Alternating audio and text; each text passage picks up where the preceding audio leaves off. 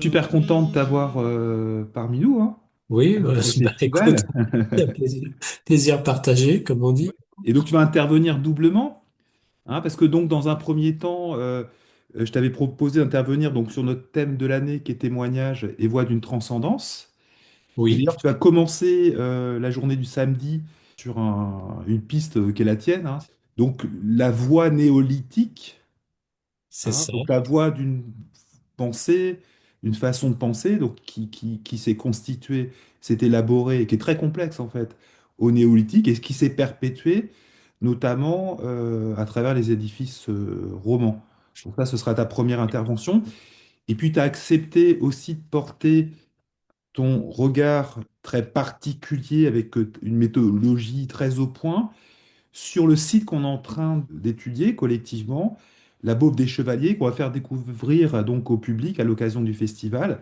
Alors, la première question que je voulais te poser, Eric, c'est comment tu en es venu en fait à t'intéresser à cette période qui a un peu été délaissée, hein. Comment tu en es venu à t'intéresser au patrimoine, on pourrait dire, néolithique? Alors oui, effectivement, tu parles beaucoup de la période néolithique en tant que telle, si tu veux, c'est pas la période néolithique qui est mon cheval de bataille. Elle l'est par la force des choses, en fait. Ce qui motive mon intérêt, et depuis très très longtemps, puisque je fais remonter ça à peu près à mon adolescence, c'est le mystère des pierres, c'est le mégalithisme. Ah, le mégalithisme, oui. Donc, il Voilà. remonte à avant le néolithique, c'est ça? Alors, on a peu de traces en fait du mégalithisme avant la période néolithique, et c'est pour ça qu'effectivement on peut coller à l'image du mégalithisme celle de la période néolithique. Voilà.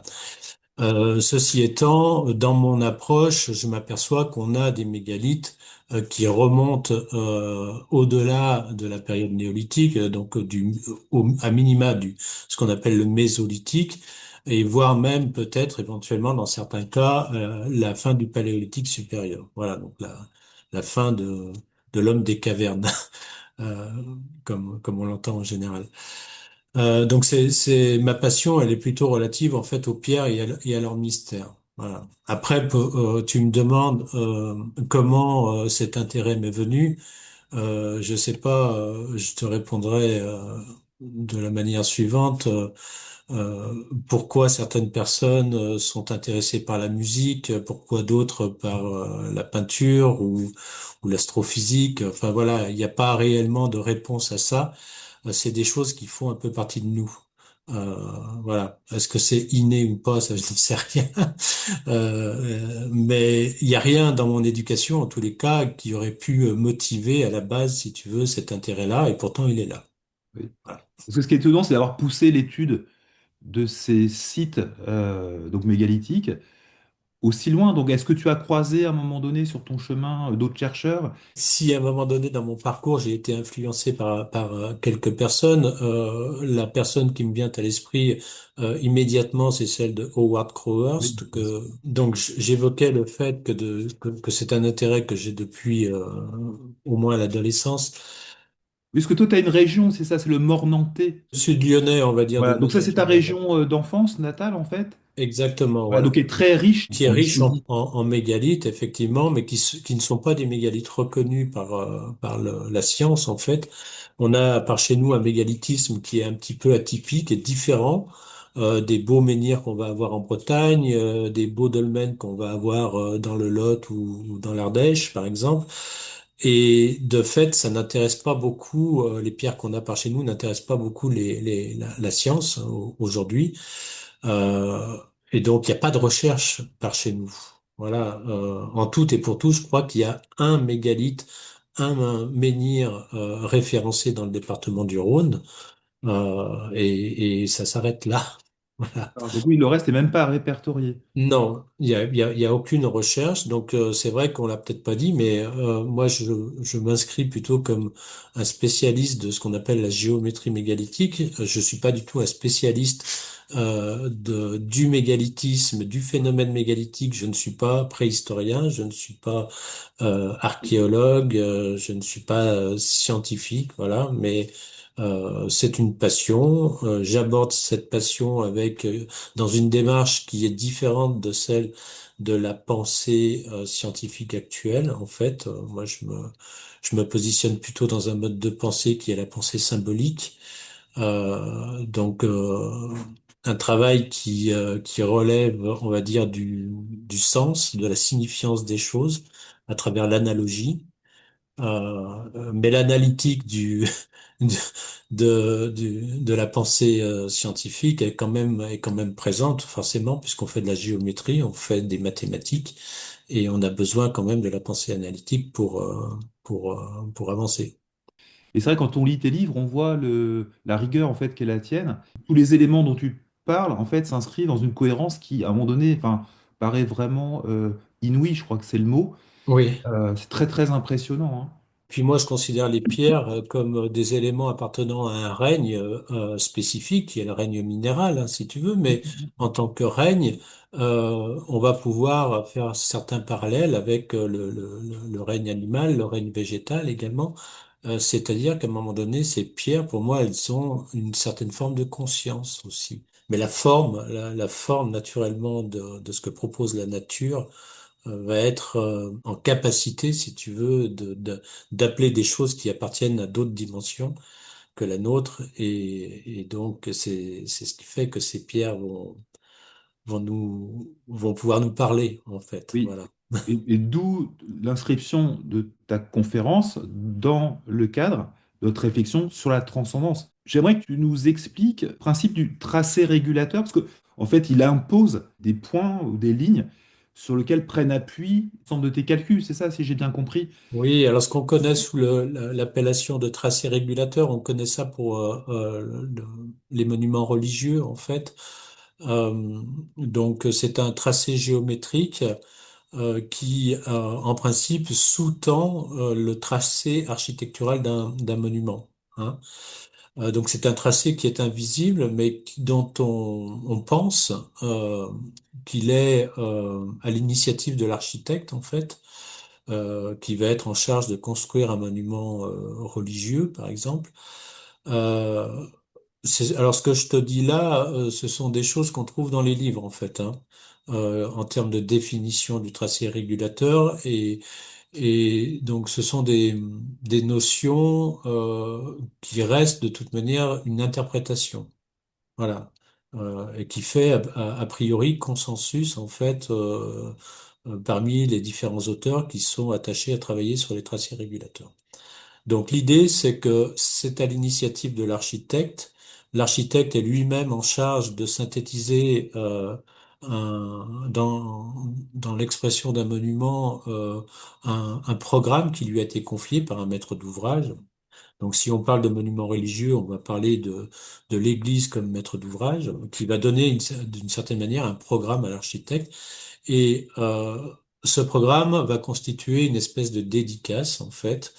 Et sur la base de cette dédicace, l'architecte va tracer donc ce qu'on appelle ce tracé régulateur de l'édifice, va dessiner des principes géométriques qui vont être en relation avec la dédicace. Et sur ce tracé, qui va être partiellement ensuite euh, devenir invisible, va venir se greffer vraiment le dessin de la structure du monument qu'on veut construire. Voilà. Euh, Pourquoi je dis que c'est ce qu'on se trouve effectivement dans les livres, cette définition-là? Parce que moi, aujourd'hui, avec un peu de recul et un peu d'expérience, je m'aperçois que c'est pas forcément comme ça que les choses fonctionnent. Euh, je m'aperçois qu'en fait, il existe, du fait de la nature elle-même, en fait, des relations géométriques entre différents points. Alors, on peut relier cette géométrie à des phénomènes énergétiques également. Et je m'aperçois qu'en fait, à un moment donné, l'homme, il a même pas eu besoin de réfléchir, si tu veux, à la dédicace apportée au monument, mais que potentiellement, il n'a pu que suivre un schéma sensitif ou qui lui est transmis d'une autre manière, mais par quelque chose qui le dépasse, qui n'appartient pas à notre réalité objective. et du coup, il n'intervient plus, voilà, comme étant à l'initiative du tracé, mais simplement comme celui qui va le mettre en œuvre à partir de choses qui sont préexistantes et que propose la nature. Ouais, ça fait beaucoup penser, tu sais, à ce que disait Marcal, ce grand chercheur Ouais, Jean-Marc Calt de sur le Celtes. celtisme. Il y a un de ses livres où il termine en disant que, en fait, la seule visée des Celtes, c'était d'objectiver l'invisible.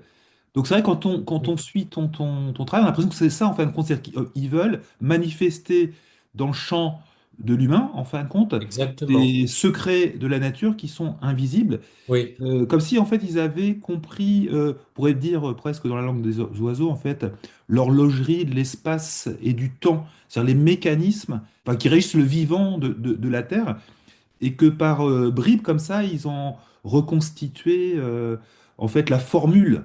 oui, Voilà, le mot dédicace, ça me fait penser un peu à la formule. C'est-à-dire que peut-être qu'un lieu, c'est le lieu de saisie d'un secret de la nature et qui est objectivé et puis en même temps amplifié par la structure, par les humains. Je sais pas, qu'est-ce que tu en penses? bah, je suis assez raccord avec ce que tu, ce que tu exposes là, en fait.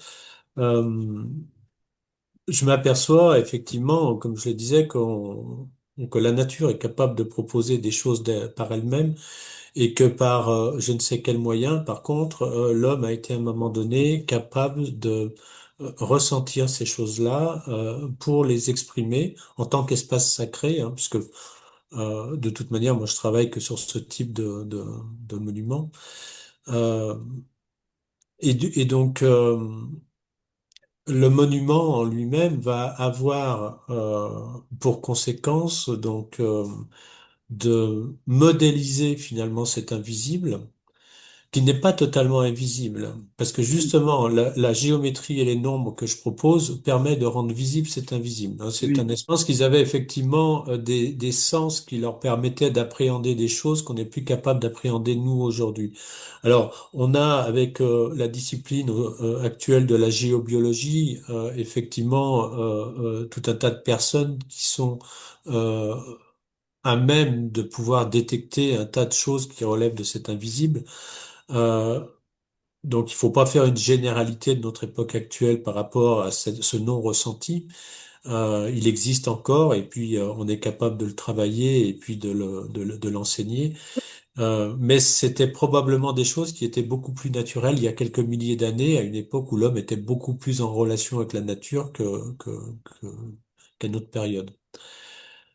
Donc plus de facilité à ressentir ces lieux, à ressentir cet invisible, et donc du coup à vouloir le manifester d'une manière objective par l'organisation en volume d'un monument.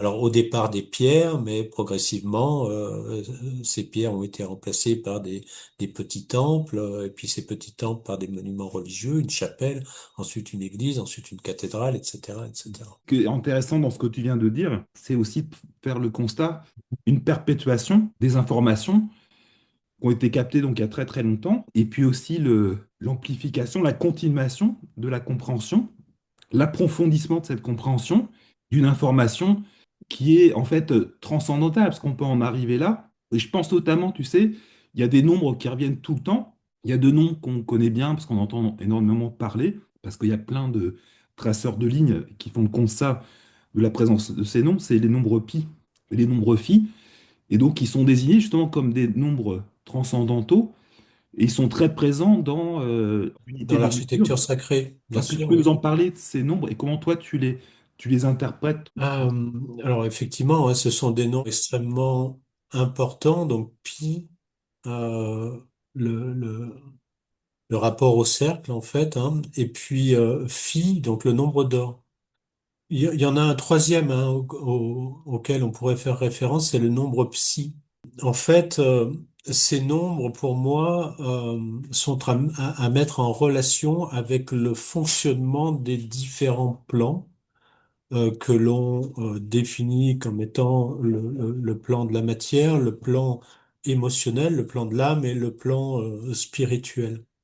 Alors, le nombre d'or phi, on le connaît très très bien dans notre réalité objective, dans notre réalité matérielle, parce que c'est un nombre qui crée la vie dans le plan matériel, dans le plan physique. D'ailleurs, phi physique, hein. Les Grecs avaient très bien compris cela et ils l'ont inscrit dans leur alphabet et dans l'organisation justement des différentes lettres. Le nombre psi, c'est un nombre qui est beaucoup moins connu, mais qui va avoir la même fonction euh, euh, dans le plan de l'âme, dans le plan émotionnel, dans le plan de la psyché. Et le nombre pi, alors en fait, c'est pas lui réellement, c'est le nombre tau qu'on prend en considération pour le plan spirituel. Mais en fait, le nombre tau est ni plus ni moins deux fois le nombre pi. C'est une expression de deux fois pi. Euh, Certains se sont effectivement rendus compte, et surtout en astrophysique, mais dans d'autres domaines, qu'en fait, c'est pas le nombre pi qui intervient plus fréquemment dans les équations mathématiques, etc., mais c'est toujours son double, deux fois pi. D'ailleurs, on l'a dans le passage du rayon au cercle, hein, c'est 2 pi r, hein, Mhm. et donc on a bien ce 2 pi. Et donc ce 2 pi, on l'appelle tau. Voilà. Et les Grecs ont inscrit ces notions-là dans leur alphabet avec la lettre tau, la lettre phi et la lettre psi, Mhm. 19e lettre, 21e lettre, 23e lettre. Et il y a toute une, aussi du sens et une signifiance derrière cette organisation dans Mhm. l'alphabet. Donc c'est pour ça que ces nombres sont extrêmement importants, parce qu'ils se réfèrent à chacun des trois plans.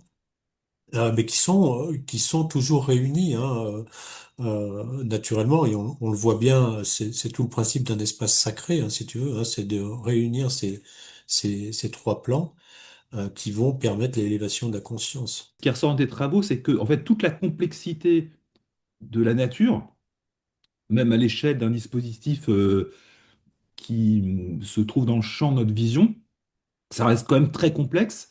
C'est réductible en fait à Oui, quelques principes numériques très qui simple. régissent en fait tout.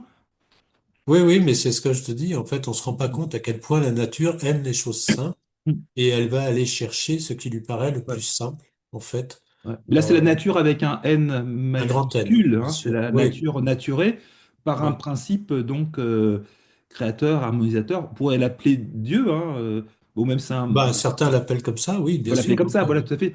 Et en fait, moi, quand je lisais ton livre, je me disais, mais en fait, ce que voulait faire Pascal, démontrer l'existence de Dieu, en fait, les anciens, ils l'avaient fait. Ils ont démontré, en fait, Oui, d'une certaine manière. Si on est il, géomètre, nul n'entre ici s'il n'est géomètre.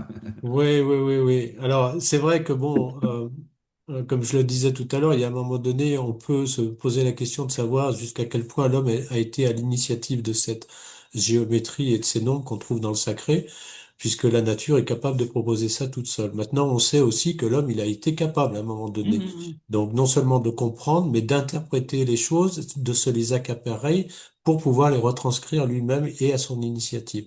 Mais ça, c'est très difficile de replacer ce phénomène-là dans le temps, parce qu'en fait, en gros, au plus loin que remonte l'histoire écrite, ces choses-là existaient. L'homme savait déjà faire, tu Mhm. vois.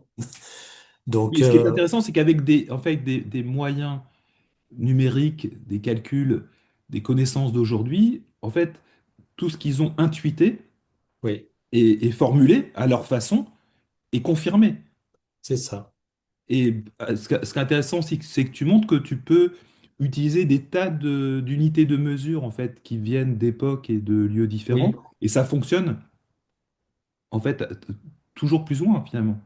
oui, mais ça, ça relève d'une autre problématique. Dans la pensée scientifique actuelle, on a mal compris, par exemple, ce qu'était la métrologie.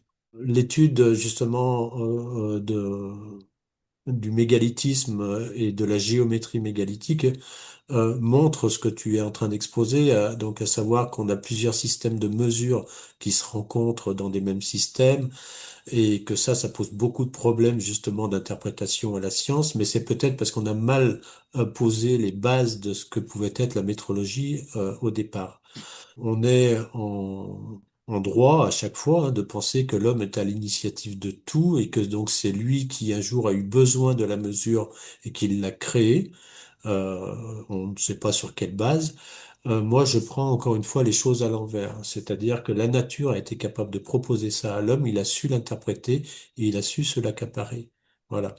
Et donc, aujourd'hui, le travail qu'on fait en géométrie mégalithique montre que la plupart des systèmes de mesure antiques, que ce soit le pied romain, le pied grec, la coudée égyptienne, ce qu'on appelait le pied de Drusus, mais que j'appelle moi le pied des druides, qui est l'ancêtre du maître, en fait, en quelque sorte, toutes ces mesures-là émanent directement des dimensions de notre planète. Voilà, c'est la définition même du maître hein, aujourd'hui. Hein. Tu sais que, enfin, que au départ, le maître a été créé de manière à ce qu'il soit une portion remarquable du méridien polaire de la Terre. Et en fait, on a à l'Antiquité des arpenteurs romains qui t'expliquent que entre le pied grec et le pied romain, ben, tu as un rapport de 24 à 25. Entre le pied des druides, donc le maître, et le pied romain, tu as un rapport de 9 à 8. Donc tu as des rapports en nombre entier comme ça entre ces différents systèmes de mesure et qui donc se rattachent tous aux dimensions de la Terre. Oui, c'est ça, c'est des rapports de proportion. Et ces proportions ne sont pas purement gratuites, elles ont elles-mêmes un sens. Elles ont un sens dans l'harmonie, effectivement, Ouais. oui, tout à fait. Et ça Oui, peut jouer, oui. par exemple, dans la dédicace. Oui, un rapport de 9 à 8, ça va être donc entre le pied des druides et le pied romain, par exemple, va nous ramener vers des thématiques plutôt en relation avec la Lune. Parce que en musique, par exemple, c'est le rapport de la note do jusqu'à la note ré. La note ré, c'est Regina, la reine de la nuit, c'est la Lune. Voilà. Ouais. Donc ça, Ça, c'est c'est des rapports de intéressant. Ouais, ouais, ouais. signifiance. Tous Ouais. ces rapports en fait de correspondance. Bon, tu travailles beaucoup sur les nombres, puis leur matérialisation géométrique, mais tu abordes aussi d'autres aspects. Hein. Est-ce que tu peux nous en parler, la toponymie, le symbolisme? Est-ce que tu peux nous parler aussi un peu de ces autres moyens de leur vocabulaire en quelque sorte? C'est pas que numérique. Ouais, alors en fait, si tu veux, tout ça relève plutôt, tous ces moyens dont tu sembles faire état là, relèvent plutôt, on va dire, de l'enseignement qui était précisément dispensé à l'époque où on construisait ces monuments, qu'ils soient mégalithiques ou qu'ils soient du début du christianisme, par Oui, exemple. oui. Et cet enseignement-là, on le connaît encore puisqu'il est suffisamment documenté. C'est celui qu'on connaît comme étant l'école des arts libéraux, Ouais. trivium et Oui, oui. quadrivium, exactement. Le quadrivium, donc, qui est quatre disciplines, l'arithmétique, donc les nombres, la géométrie, le déploiement des nombres dans l'espace, l'harmonie ou la musique, donc le déploiement des nombres dans le temps, et l'astronomie, le déploiement des nombres dans l'espace et dans le temps. Voilà. Et en fait, quand on étudie la géométrie mégalithique, c'est-à-dire la manière dont les différents mégalithes s'organisent les uns avec les autres de manière géométrique, on voit que ces quatre disciplines sont systématiquement présentes. Et donc ce sont ces disciplines qui interviennent comme des moyens en fait de compréhension de tout ça. Alors tu évoquais la toponymie oui, puisqu'effectivement le verbe, la manière, le nom va avoir une importance, mais là on rejoint des disciplines collatérales aux arts libéraux. Tu parlais tout à l'heure du langage des oiseaux, par exemple. Donc euh, Une c'est- forme de poésie en fait, hein, au sens de le poème exactement, grec, voilà, de la voilà, création verbale. Hein. exactement, C'est voilà. informé. C'est-à-dire que Ouais, c'est pas gratuit, c'est que ça vient du dedans. c'est un tout en fait. C'est un tout.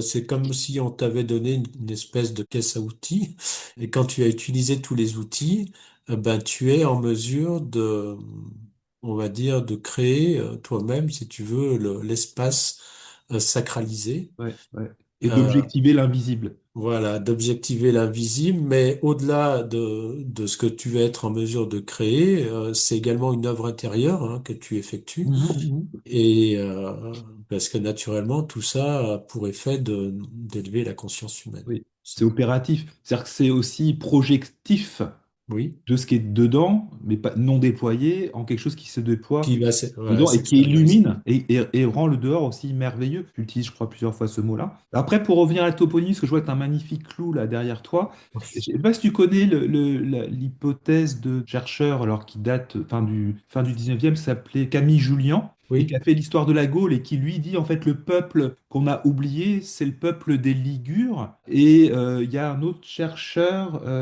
voilà, qui disait oui, personne n'a fait l'association Lug, un dieu très ancien, Oui. et les Ligures. Est-ce que Ah, tu remarques qu'il y a beaucoup de lieux Lug et les loups aussi sont ah ben présents bien sûr, partout. oui, oui, oui. Nous on habite, je te dis donc le plateau mornantais, une vingtaine de kilomètres au sud de Lyon. Lyon, c'est Lugdunum, Mhm. c'est son nom antique. Donc c'est la colline de Lug, en fait.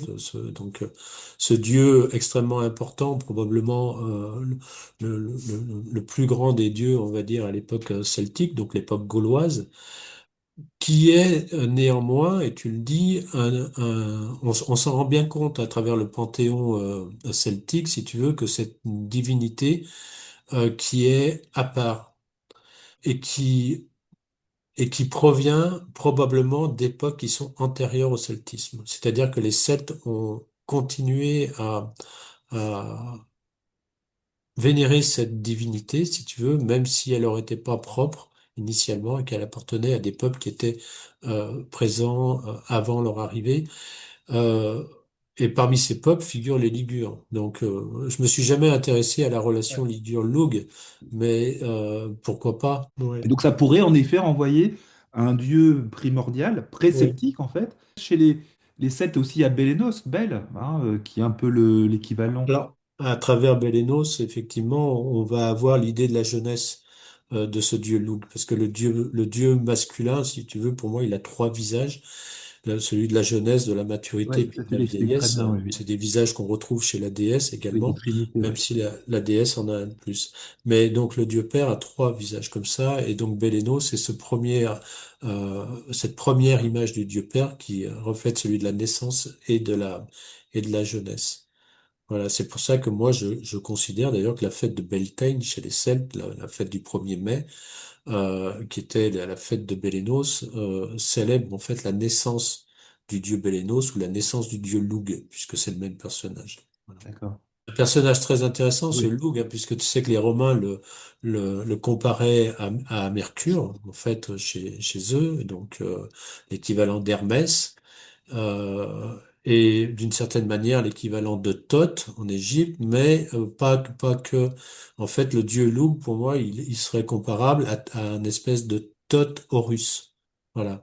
Il mélange un peu ces deux qualités qu'on retrouve à la fois dans le Horus égyptien et dans le Thoth égyptien. Parler d'outils, en fait, celui qui maîtrise tous les outils, en fait, aussi un peu, Lug. Ah C'est bah Loug, l'homme au c'est le bras d'or et Voilà, c'est qui ça, œuvre, c'est lui qui œuvre. c'est ça, c'est le multitâche, Ouais, effectivement. ouais, c'est ça, ouais. Parce que tous Lui, il les outils fait dont tu parles, en fait, c'est aussi des formes du vivant. Oui, oui, Les c'est une nombres, forme les du vivant, mots, mais c'est des formes du vivant. Et nous, c'est nos outils, mais c'est aussi du vivant. Tout est vivant finalement. Et donc, en travaillant ces outils, on travaille aussi le vivant, on déploie le vivant. ce qui est certain, si tu veux, c'est que quand on se plonge dans ces mythologies un petit peu, j'allais dire archaïques, mais sans sens péjoratif, hein, naturellement, c'est plutôt des mythologies un peu oubliées. Originel, oui. Ouais, originel, voilà.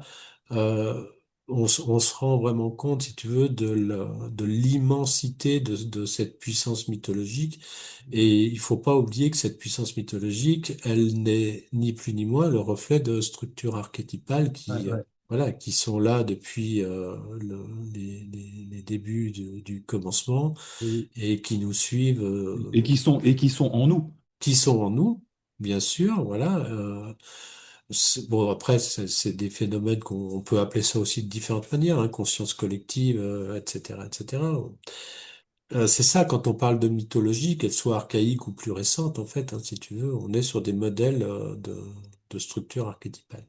Ouais. Voilà. Parce que ce sur quoi aussi je voulais revenir par rapport à ces histoires de dispositifs cohérents, hein, et de lieux sacrés à des échelles parfois qui sont vraiment impressionnantes. Tu prends à travers ton travail que c'est des lieux de saisie en fait de l'invisible et des lieux de captation de connaissances, mais il y a aussi cet aspect de lieu de guérison, parce que tu expliques que à certains endroits, a priori, ils ont modifié les courants, peut-être pour amplifier Oui, les bienfaits, c'est ça? Oui, alors dans ces espaces sacrés, on va pouvoir considérer l'aspect thérapeutique, mais encore une fois, on va parler de guérison, et c'est plutôt celle que tu sembles vouloir évoquer lorsqu'on se place sur le plan physique, en fait, donc Mhm. la guérison en termes de thérapie sur le plan corporel, qui consiste à soigner les bobos du quotidien, en quelque Oui, qui sont sorte. des symptômes en fait. Donc, Voilà, voilà, mais l'espace sacré, c'est aussi un lieu de guérison sur les deux autres plans, le plan émotionnel, donc le plan de l'âme, et puis sur le plan spirituel, naturellement. oui. Et c'est Et pas donc, que, en fait, c'est pas que maintenir, s'empêcher de se détériorer. Il y a aussi l'idée que ces lieux sont des lieux peut-être aussi d'amplification, d'élévation, un peu des machines à nous élever ou à nous ah bah, relever plus rapidement. bien sûr, totalement, c'est le principe même de l'espace sacré, du mot religion en lui-même, Oui, hein, tout à fait, oui, oui. reliare en latin, donc relié. Mais euh, pour en revenir à l'aspect purement thérapeutique, on va pouvoir observer effectivement fréquemment sur les lieux sacrés ce qu'on appelle des points de soins thérapeutiques. Donc là, je me place vraiment sur le plan corporel, sur le plan physique. Et donc, ça c'est la géobiologie qui va pouvoir nous renseigner sur ces phénomènes-là, puisqu'on va pouvoir se rendre compte que sur ces points, on a des croisements de différents réseaux qu'on nomme thérapeutiques, qui sont des réseaux métallifères le plus souvent, et qui vont, de par leurs propriétés intrinsèques, être en mesure de porter des soins sur différents maux. Voilà. Donc ça peut aller des oreilles, des dents, du cardio, de points de soins cutanés relatifs à la peau, enfin voilà, tout un tas de, de choses comme ça. Il faut pas non plus penser, si tu veux, que c'est exceptionnel et extraordinaire à des espaces sacrés. Parce qu'on va dire que des points où se croisent des réseaux comme ça, il y en a une multitude, en fait. Voilà, on se rend pas compte qu'on que l'être humain baigne en fait constamment dans une multitude de réseaux qui sont invisibles. Et d'ailleurs, heureusement qu'on s'en rend pas compte, parce que si on s'en rendait compte, on perdrait la boule très rapidement, forcément. Après, on Mais interfère peut-être aussi. puisque l'homme a su créer, interfère avec tout ça. Mais ce que je veux dire par là, c'est qu'à un moment donné, l'être humain a été capable de se couper du ressenti de ces réseaux-là, parce que s'il les ressentait, ça serait invivable, en fait. Voilà. Et puis donc, on a certaines personnes aujourd'hui qui sont justement trop sensibles à certains réseaux, à certains rayonnements, et pour qui c'est néfaste. Voilà. Donc, mais on dit que ça relève de la pathologie chez nous aujourd'hui. Enfin bon, c'est encore une fois, on prend les choses à l'envers, mais c'est pas grave. Et après, Euh, il y a des lieux, il faut peut-être pas rester trop longtemps. Nous, on en fait l'expérience, par mais exemple, bien sûr. À la Beauve, on est en train de travailler. Bon, bah, comme on travaille, on reste des fois longtemps à certains endroits. Et moi, j'ai eu des phénomènes de crampes, par exemple, un peu spéciaux.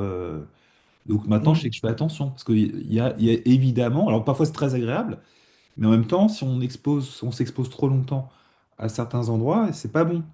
Tout à fait, oui. Non, non, mais à partir du moment où tu es dans un ressenti physique, c'est-à-dire où tu ressens toi-même quelque chose, ça veut dire que ton corps, justement, a lâché, ton cerveau a lâché, et qu'il est rentré dans le sensitif. Si à un moment donné, comme je te disais, l'espèce humaine s'est coupée du ressenti de ces choses-là, c'est pour pas en être impacté. Donc forcément, si tu commences à les ressentir, tu vas être impacté d'une manière ou d'une autre. Et je pense qu'effectivement, ces rayonnements-là, si tu veux, à partir du moment où tu les ressens, c'est pas forcément bon. Voilà. Même si ce sont des réseaux qui peuvent être positifs, si tu veux. Voilà. La nature a bien fait les choses. Si elle nous a coupé à un moment donné de tout ça, c'est pour nous protéger aussi.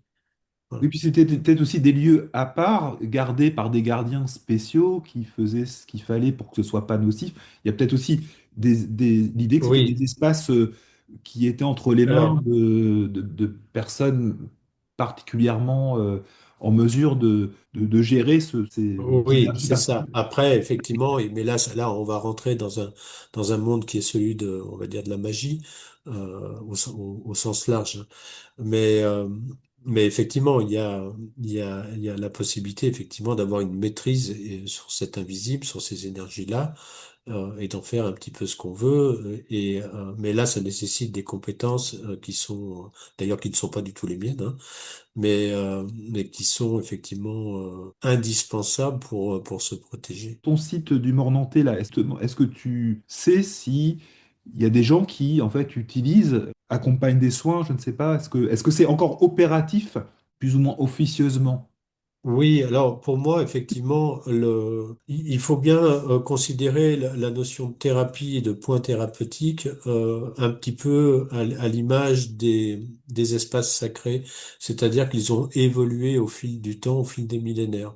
D'un point thérapeutique qui peut être tout à fait naturel à la base, il a pu être travaillé par des sachants et de manière à développer les capacités thérapeutiques du point en question, les amplifier, etc., par des modifications de réseau ou autres, ou par une pratique, on va dire, cultuelle liées au sacerdoce, par exemple, l'incantation, la pratique incantatoire, etc. Donc, l'homme a pu, à partir de choses, encore une fois, qui sont extrêmement naturelles, a pu faire en sorte de les amplifier, etc., etc. Tu veux, si tu pars du principe que ces points-là, ils sont à la base naturels, l'effet naturel va toujours fonctionner. Par contre, il aura peut-être pas la puissance qu'il aurait pu avoir il y a 2000 ans en arrière avec un prêtre ou un druide, si tu veux, qui lui avait la capacité, par des pratiques cultuelles, à amplifier Oui, c'est ça, oui, oui. voilà, ces choses-là. Mais il n'empêche que le point de soin va rester opératif. On a suffisamment de points de soin aujourd'hui en France, comme ça, où on sait que dans certaines églises, il y a certaines choses qui se passent et qui sont relativement efficaces, voilà, en termes de thérapie.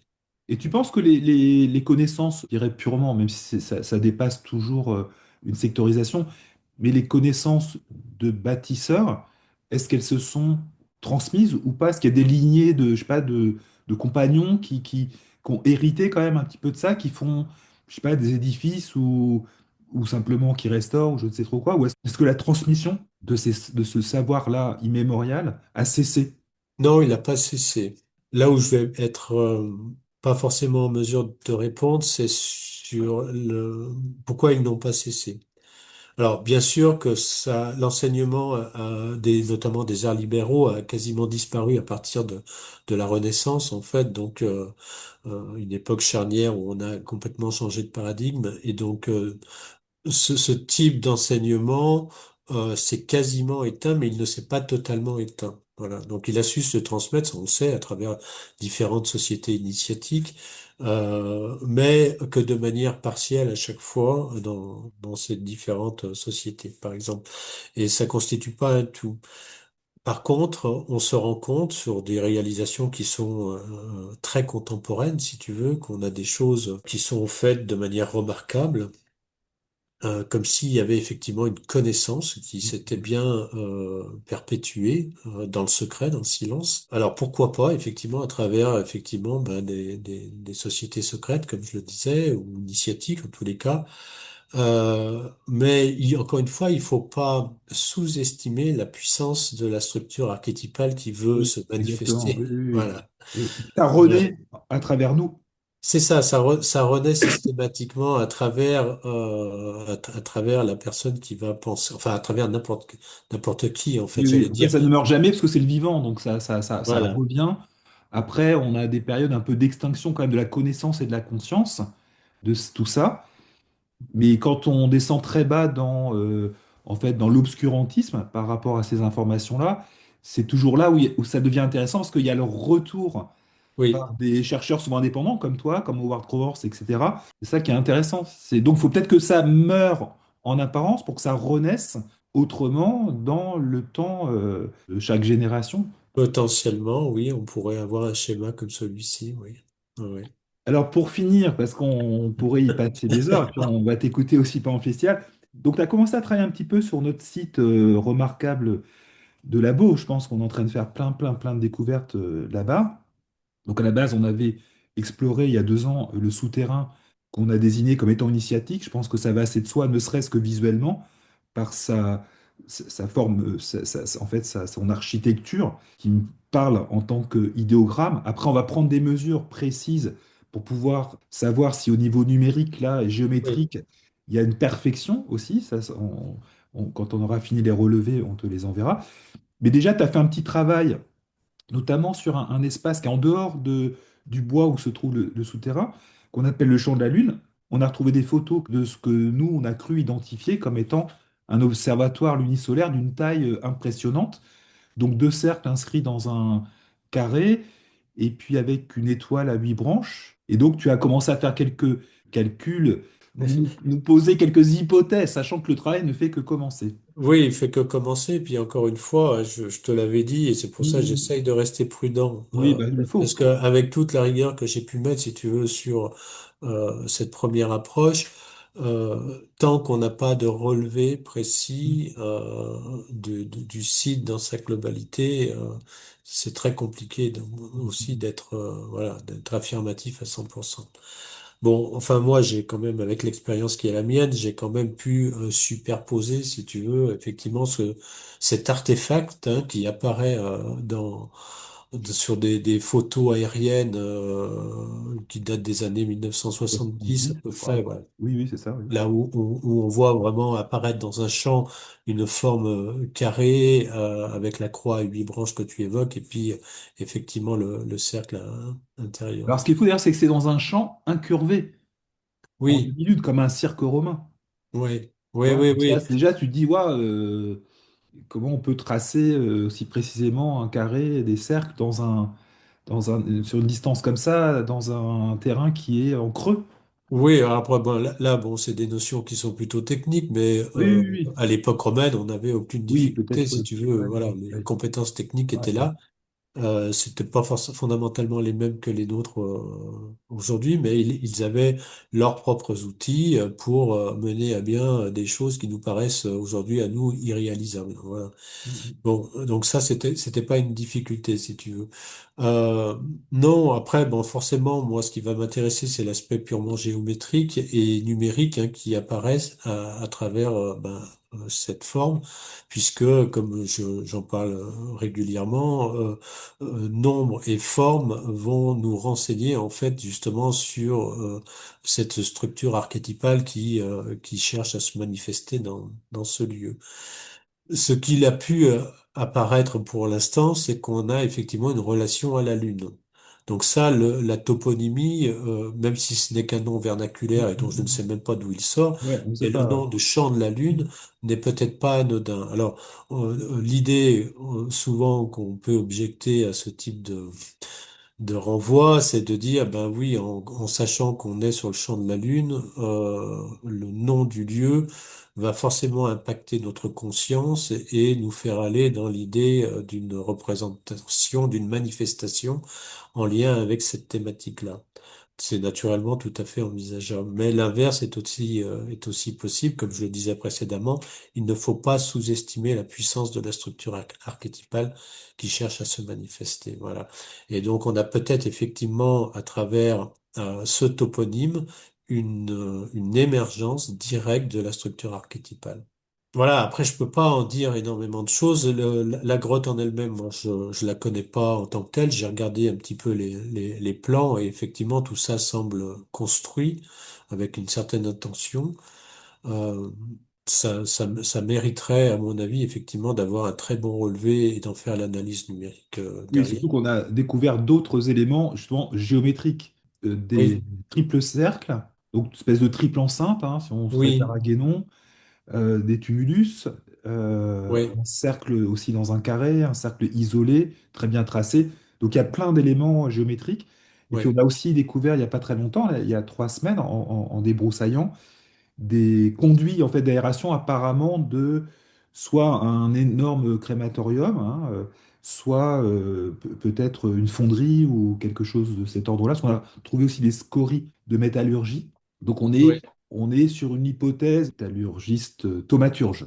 Donc des gens qui travaillaient aussi avec là, il a lu enfin, la position des âtres Oui, oui, oui, oui, pour oui. travailler la Il y a qualité de il y leurs a toute alliages, une etc. alchimie liée au travail Voilà, du exactement. forgeron. Parce que ça, on a une connaissance, hein, on a des traces documentées de ces pratiques-là. Voilà, on en Après, saura plus au mois de juillet grâce à toutes les collectes qu'on aura fait d'ici là. il faut bien rappeler que, a priori, vous en êtes qu'au début Oui, des tout à fait. Puis on va investigations. juste donner des hypothèses, hein.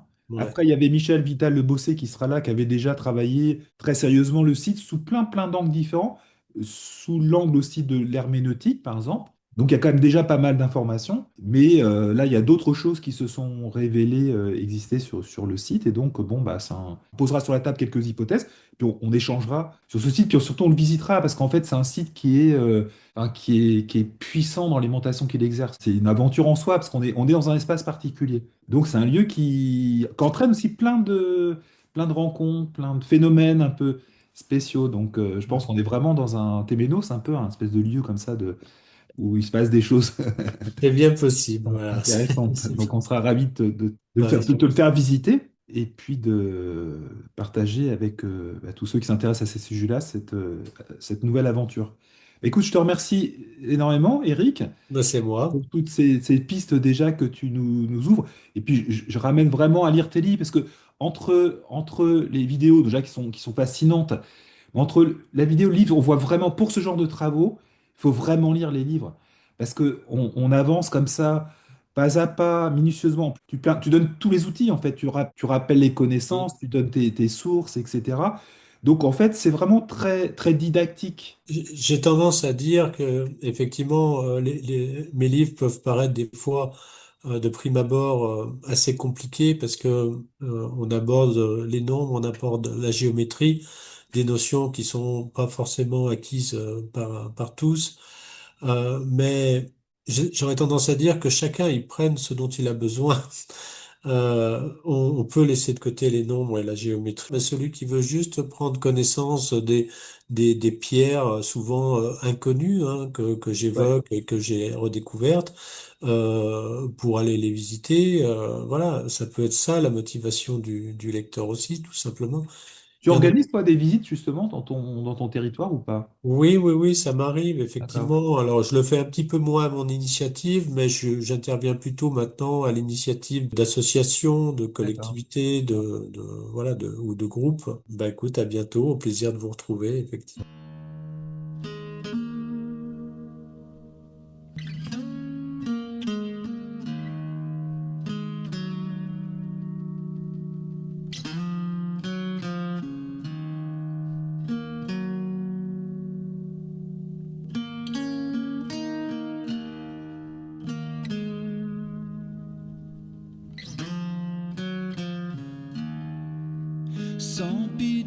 Sempiternel, le flux de l'origine,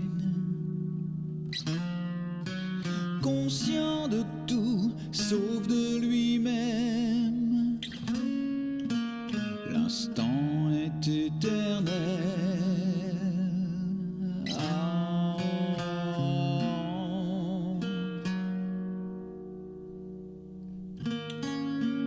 Avant que ne s'immisce le temps qui change, quand l'illusion s'en mêle à l'unité qui reflète sa propre multitude, abîme au cœur de l'atome, trauma après l'hématome. Divine amnésie de l'homme, oh, sempiternelle origine.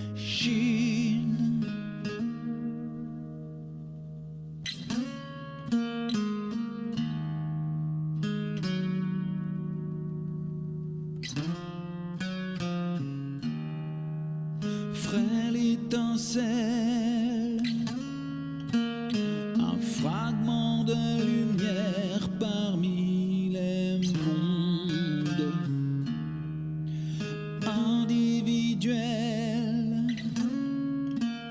un morceau de présent qui se parle et se rêve